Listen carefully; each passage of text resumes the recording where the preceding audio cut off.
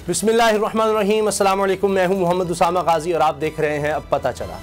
सियासत गिरगिट की तरह रंग बदल रही है। अदम एतमाद का तीर कमान पर चढ़ाकर अपोजिशन 8 मार्च से निशाना बांध कर खड़ी है, मगर मुश्किल की इस घड़ी में हुकूमत को OIC कॉन्फ्रेंस की ढाल मिल गई है, जिससे सियासी तूफान में वक्ती ठहराव आ गया है। फरीकैन को अपनी अपनी हिकमत अमली पर गौर का मजीद मौका मिला है। हुकूमत की तरफ गवर्नर राज और जलसे से गुजर कर जाने के नारे फिजाओं में बिखर गए हैं। अपोजिशन की OIC कॉन्फ्रेंस करा के दिखाओ और लॉन्ग मार्च की धमकी बुलबुला बनकर उड़ चुकी है। सियासी लड़ाई को हुकूमत सुप्रीम कोर्ट तक ले गई है, जहां सदारती रेफरेंस के जरिए पूछे गए सवालात के जवाबात का सबको इंतजार है। सुप्रीम कोर्ट इस पर 5 रुकनी बेंच बना चुकी है। सियासी जमातों को वुकला के जरिए अपने अपने जवाबात जमा कराने का भी कह दिया गया है।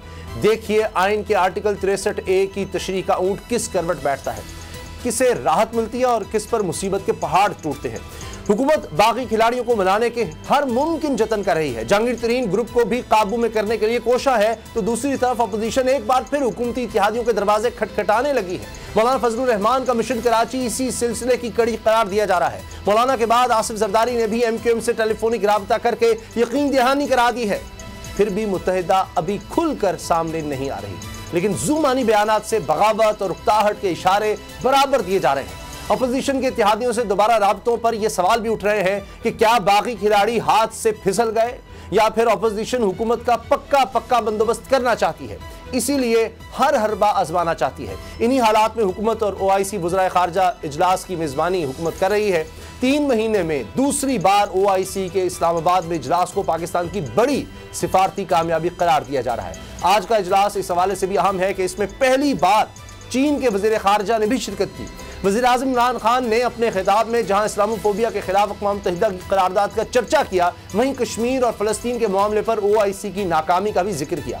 मशवरा यह दिया कि OIC और चीन को ब्लॉक बनाकर यूक्रेन जंग रोकने की कोशिशें करनी चाहिए। सवाल ये उठाया कि 1.5 अरब मुसलमान होकर हम दुनिया तक अपनी बात क्यों नहीं मनवा सके।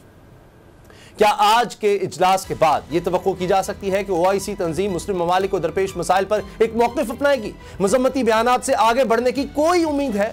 और सबसे बढ़कर क्या चीन और मुस्लिम ममालिक का ब्लॉक मगरिब और अमेरिका की नींदें नहीं उड़ा देगा? इन्हीं सवालात के जवाब लेने की कोशिश करेंगे। बाबर डोगर साहब, गुलाम मुर्तज़ा साहब मेरे साथ हैं। सब्सक्राइब करें और बेल दबाएं ताकि कोई खबर रह न जाए।